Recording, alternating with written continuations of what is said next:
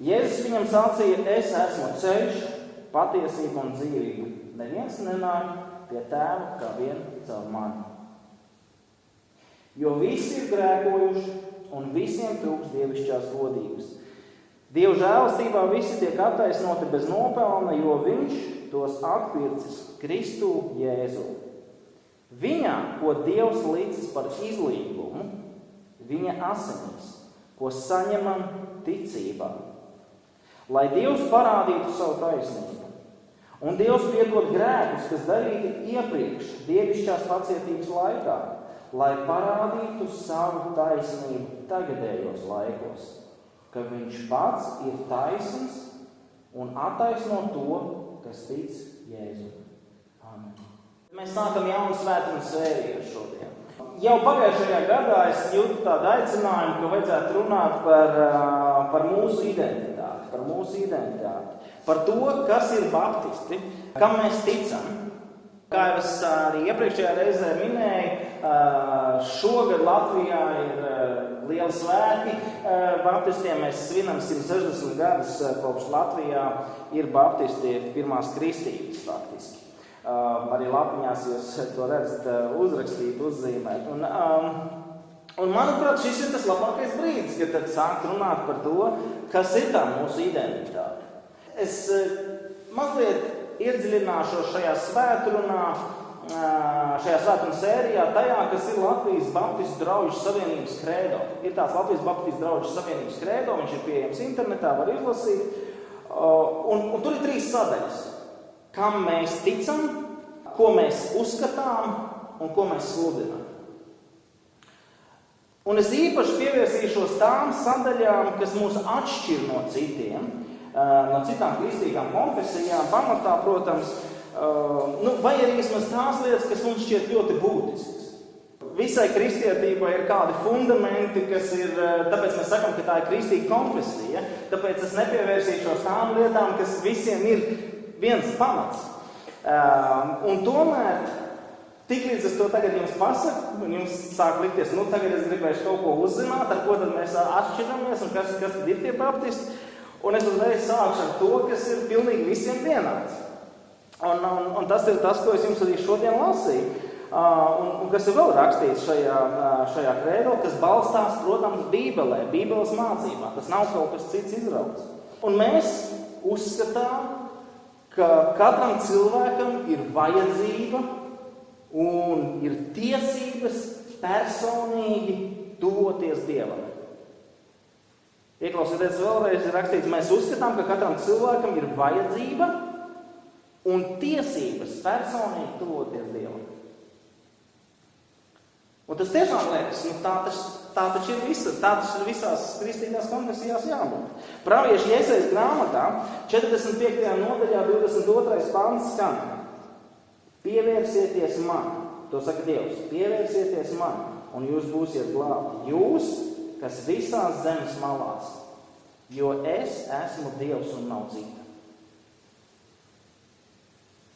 Šis fundaments ir visām kristīgām konfesijām vienāds.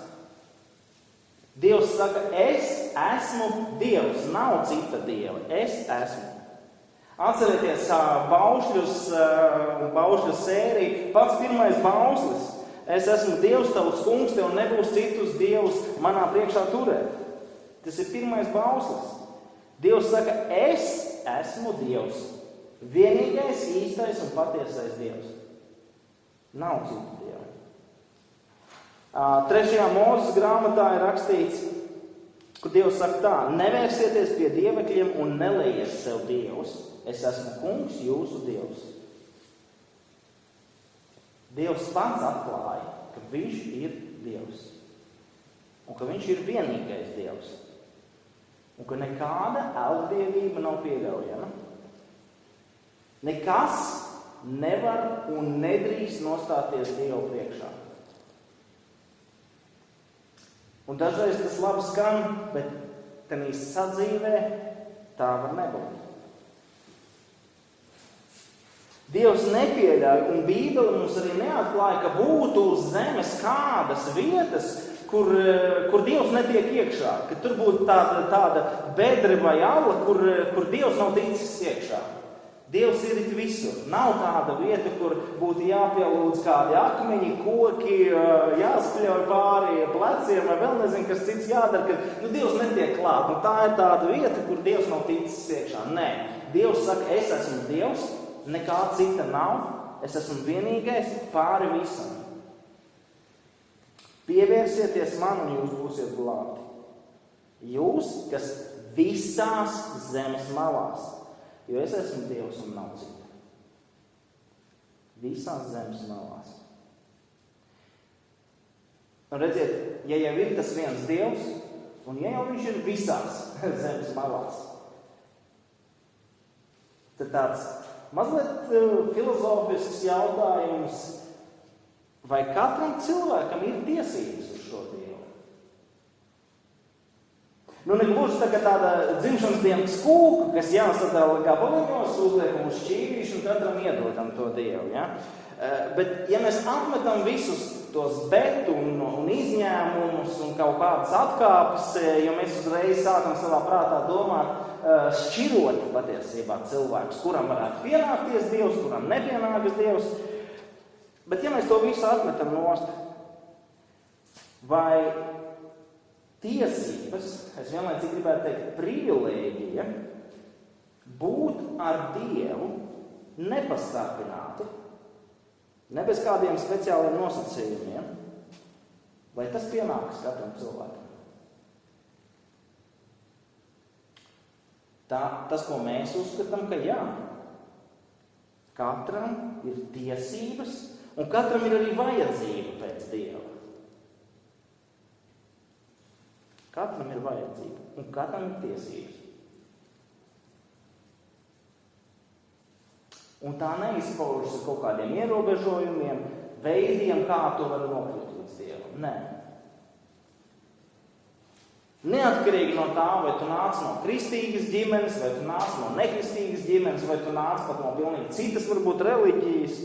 Vienalga, vai tu esi noziedznieks un sēdi cietumā, vai tu esi paraugu pilsonis, vai tu esi bagāts vai nabaks, tev ir tiesības uz Dievu. Šonedēļ es piedalījos vienā videokonferencē, sazvanīšanās, teiksim tā, tāds starptautisks, un tur bija viena sieviete no Nepālas. Un Nepālā tieši tāpat kā Indijā ir kastu sistēma. Vismaz viņa par to pieminēja. Un cilvēki, jūs zināt, ka kastu sistēmā cilvēki ir iedalīti kastās, katrs ir, kā sakās, savā kastā, un praksē nav pieņemts, patiesībā pat netiek pieļauts un nav pieņemami, ka tu pārkāp savus kastas robežas, ka tu, tā teikt, komunicē ar citu kastu un varbūt, teiksim, pat vēl māc, tur tas viss ir mazliet sarežģītāk. Mēs zinām šos tumšādaino vai melno cilvēku lielos satraukumus, kam ir vēsturisks pamatojums, protams, bet šajā kastu sistēmā iedomājieties, cik tur ir viegli vai sarežģīti sludināt Dievu. To Dievu, ka mēs sakam, ka tas Dievs ir mums visiem, viņš pienākās mums visiem, vienalga, kas tu esi, vienalga, no kādas kastas tu esi, tev pienākās Dievs. Tas pats Dievs, nevis cits Dievs, bet tas pats Dievs. Jo šajā kastu sistēmā jau ir, tu esi privileģētākā stāvoklī, jo augstākā kastā tu esi, jo vairāk tu esi privileģēts. Un kāds no zemākas kastas tev mēģinās tagad stāstīt, ka mēs esam vienlīdzīgi. Tas vispār neiet viņa saprašanā kopā.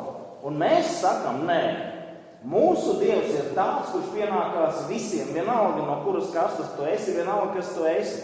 Tu esi radīts pēc Dieva līdzības.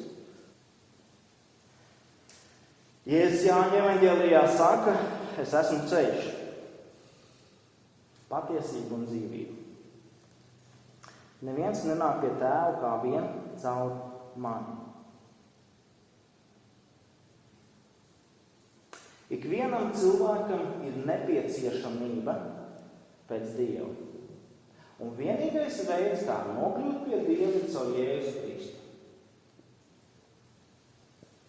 kad es kādreiz šo dzirdēju, kad pats vēl, es teiktu tā, biju nekristīgs, un man kā kristieši saka, un joprojām kristieši tā saka, un tas ir Bībelē pamatojams, man tas likās tik nesaprotami. Un man joprojām tas liek aizdomāties, un dažreiz tā, bet ko tas īsti nozīmē? Tev ir vajadzīgs Jēzus. Jēzus ir tavs vienīgais glābējs. Jēzus ir tavs vienīgais patiesais ceļš. Tikai caur Jēzu tu vari nokļūt pie Dieva. Tikai Jēzus Kristus ir tas vienīgais ceļš. Tas ir tas, kā kristieši saka. Un tas ir pareizi. Tas ir Bībelē pamatots. Jūs redziet, es to izlasīju no Bībeles. Jāņa evaņģēlijā 14. nodaļā, 6. pants. Es esmu ceļš, patiesība un dzīvība. Neviens nenāk pie Tēva kā vien caur mani. Bet ko tas nozīmē? Tas pirmkārt nozīmē, ka cilvēks ir grēcinieks.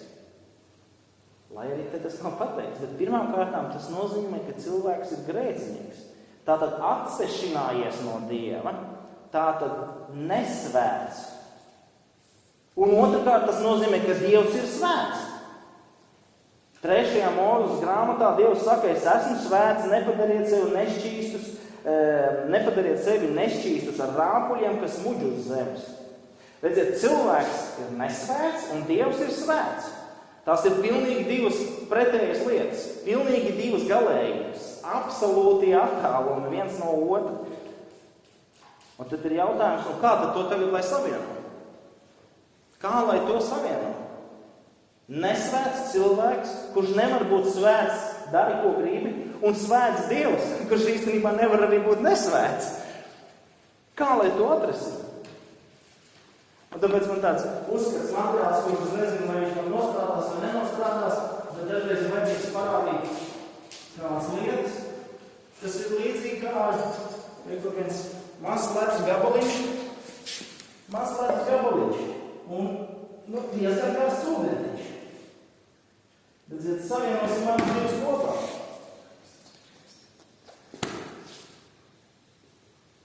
Ja to savieno kopā, tad tas viens pazūd, ne? Nav vairs ledus gabaliņš. Tas nebija ne fokus, ne triks. Tā ir vienkārši parasta lieta, ko mēs visi zinām. Lūk, ja ir tas nesvētais cilvēks, tas mazais ledus gabaliņš, un ir tas svētais Dievs, kas ir tas verdošais karstais ūdens, tad tam ledus gabaliņiem ir jāiet bojā. Bet Bībele mums māca, ka mēs neejam bojā. Un tad rodas jautājums, tad kā tad, lai to apvieno? Kā lai to apvieno?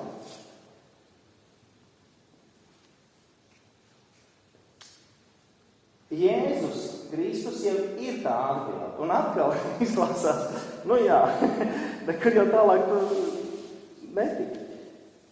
Jēzus Kristus ir tā savienošana, tā saite, tas ir tas ceļš, kas mums pasaulē, fiziskajā pasaulē nav saprotams, nav izskaidrojums. Tas ir tas ceļš, ka tas ledus gabals joprojām paliek kaut kādā ziņā par ledus gabalu ar savu apziņu, bet viņš ir vienlaicīgi kopā ar to verdošo ūdeni, ar Dievu. Tas, ko tas nozīmē, ka grēciniekam, cilvēkam ir jāatzīst, ka Jēzus Kristus ir tas, kurš ir paņēmis to sodu. Ka viņš ne tikai nepaņēmis to sodu, viņš ir izcietis to sodu, kas grēciniekam pienācās.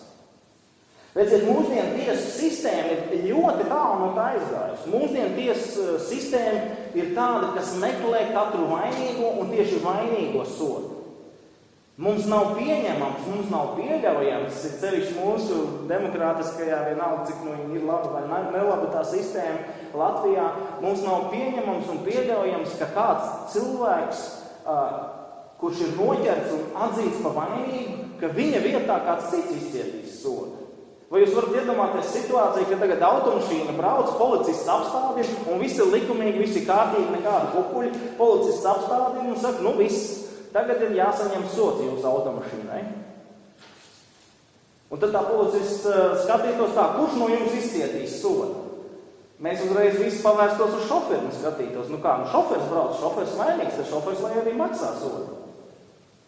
Bet šī dievišķā tiesu sistēma ir pilnīgi savādāk. Dievišķā tiesu sistēma saka, Jēzus ir tas, kurš saņem sodu, Jēzus Kristus ir tas, kurš saņem sodu, un es esmu brīvs no šī soda. Mēs esam tik tālu no tā aizgājuši prom, ka dažreiz mums ir grūti to saprast. Dieva žēlastībā visi tiek attaisnoti bez nopelna, jo viņš tos atpircis Kristu Jēzu. Viņā, ko Dievs licis par izlīgumu viņa asinīs. Redziet, ja mēs esam atpirkti ar Jēzus Kristus asinīm, tad kādas mums, kā cilvēkiem, ir tiesības uzlikt citiem cilvēkiem kādus sarežģījumus, kādus soļus, kādas barjeras, lai viņi tiktu klāt pie Dieva? Vai viens cilvēks var uzlikt kādu robežu citam cilvēkam, kur abi cilvēki taču ir grēcinieki? Kā var attālināt viens cilvēks, tā skaitā baznīca, draugi, kā var attālināt Dievu cilvēkam? Tāpēc tas ir tas, ko es jums sākumā teicu. Mēs uzskatām, ka katram cilvēkam ir vajadzība un tiesības personīgi tuvoties Dievam, un to darīt bez jebkādas citas starpniecības, kā viens savu Jēzu Kristu Dievu dēlu. Mēs uzskatām, ka nav kāda cita augstāka kasta, kārta, ka nav kādi, kas ir tuvāki Dievam. Vēl vairāk, mācītājs nav pārāks par jebkuru ticīgu cilvēku.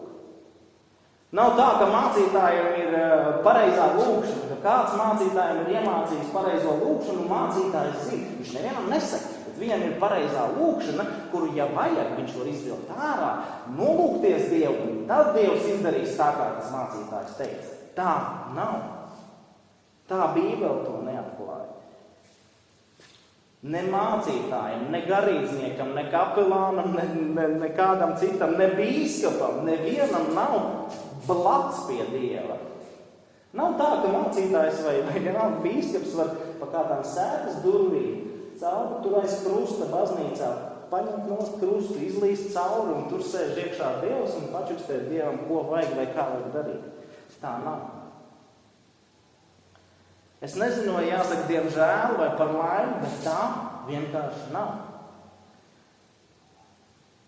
Es gribu teikt tā, ka diemžēl arī mācītājiem, garīdzniekiem, vienalga kādas tās lūkšanas ir, dažreiz netiek atbildēts tā, kā gribētos, lai atbild.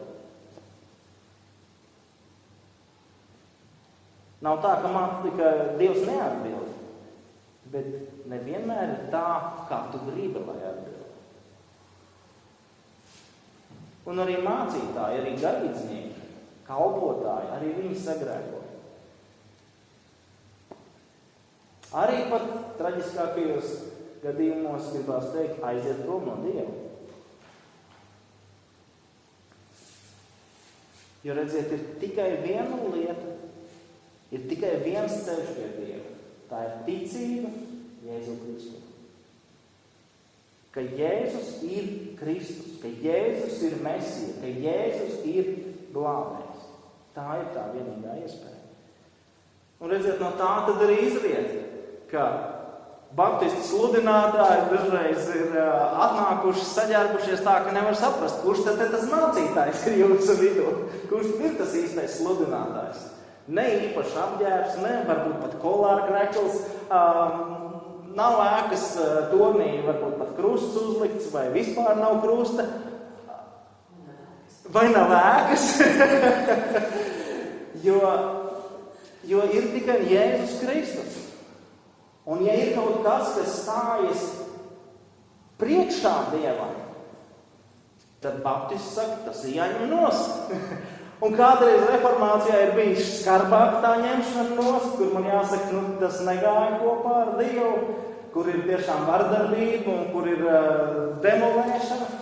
Un kādreiz ir vienkārši tā, ka ir tik daudz rituāli un tik daudz lietas, kas ir priekšā nostājušies Dievam, ka cilvēks domā, man jau laikam Dievs nepienāks, vai es jau pie Dieva nevaru tikt, tu tur augšā, tu tur priekšā, tu esi tas, kurš var tikt, es jau vairs nē. Tas nav Bībelē pamatot. Grēku nožēla, tas ir Bībelē pamatots. Jēzus atzīšana par glābēju, par kungu. Tas ir tas, kas ir jādara. Un tas ir vienīgais, kas ir jādara. Tikai ticība. Dieva žēlastībā visi tiek attaisnoti. Bez nopelna. Tas nav jānopelna. Bez nopelna. Jo Dievs tos atpircis Kristu Jēzu. Viņā, ko Dievs līdzis par izlīgumu. Viņa asinīs, ko saņemam ticībā, lai Dievs parādītu savu taisnību. Šodien Latvijā ir tā īstā diena, kad mēs varam svinēt to skolotāju dienu. Ar to es visus apsveicu. Kurus vairāk, kurus mazāk, kurus pensionēts, nepensionēts, praktizējošs skolotājs. Un Latvijā ir tāda skaista tradīcija, ka skolotājiem dāvina ziedus. Par ko tad tie ziedi ir? Vai tad tam skolotājiem algu nemaksā? Tā ir pateicība par to, ka viņš dara. Kādreiz mēs dažreiz sakam, varbūt nenovērtēt līdz galam darbu, bet dažreiz tas vienkārši ir tā kā mazliet vairāk iedot. Faktiski jau tas paldies. Skolotājiem paldies par viņu darbu.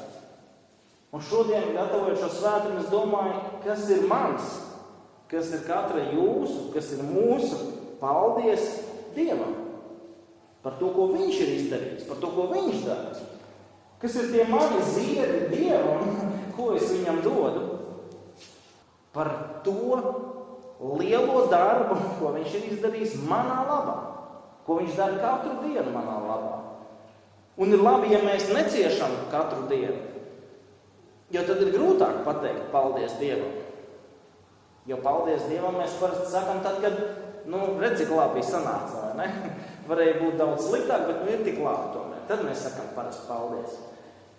Bet tomēr, kas ir tas mans paldies Dievam par šo dienu, par katru dienu? Un es domāju, ka mazākais, kā es skatos pats uz sevi, mazākais, ko es varu izdarīt. Jo Dievam jau neko nevajag. Dievam nevajag pat ziedus. Viņš mums tos ziedus uzdāvina. Viņi vai aug un zied, vai neaug un nezied. Tu vari darīt, ko tu gribi. Laistīt un stādīt, kā mēs esam Mārtiņš, cik gribi. Ja Dievs neziedinās tos ziedus, tad viņi neaugs un nebūs nekas. Tas mazākais, ko es varu darīt, tas ir dot sevi, mainīt sevi, tas nozīmē. Mainīt sevi, strādāt pie sevis, pie sava rakstura. Un patiesībā, es domāju, ir vēl kaut kas vairāk. Un tas iet roku rokā, sevis mainīšana. To, ko mūsu bīskaps Kaspars Štērns 13. septembrī dievkalpojumā teica. Mums nav jāizmaina visa pasaule, bet tu vari izmainīt kāda pasaule. Mēs nevaram izmainīt visu, kas ir apkārt.